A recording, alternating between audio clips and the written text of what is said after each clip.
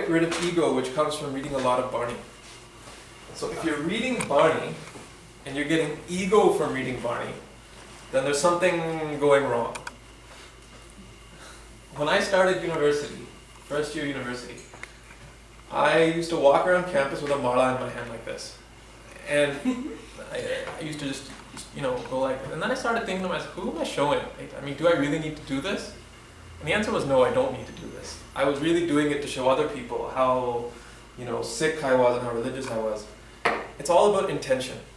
If you do something in your life to show other people and you're following Sikhi, that thing you're doing will not last very long.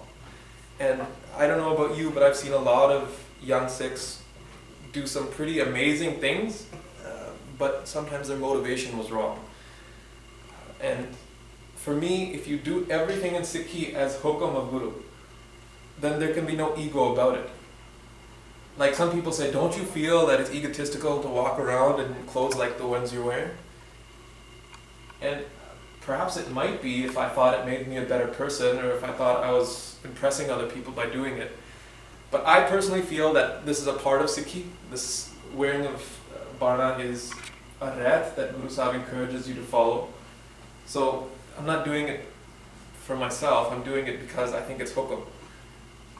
If I'm reading Barney, then I'm not doing it because, I'm trying to, you shouldn't do it because you're showing off. You're doing it because you want to actually make Guru Sahib happy, you want to get closer to Vaheguru. And if that's not your motivation, then you should probably think about what you can do differently. Like if you're going to Gurdwara and you think you're getting ego out of doing Kirtan, then think about it. Maybe you shouldn't be doing Kirtan at prime time. Maybe you should go and do Kirtan at Amrit Vela when there's 2 people there, maybe no people there. Because Kirtan, I'll just be blunt. Kirtaniye are the ones that have sometimes the biggest challenges when it comes to ego.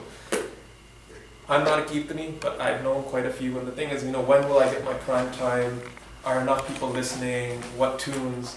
And the fact is, if you're a Kirtani, then I personally feel that the best time to do Kirtan is when you're alone with Guru Sahib. And if you don't feel excited to do Kirtan for Guru Sahib when you're just Guru Sahib and yourself, then that has some ansh, some part of ego that you have to work through.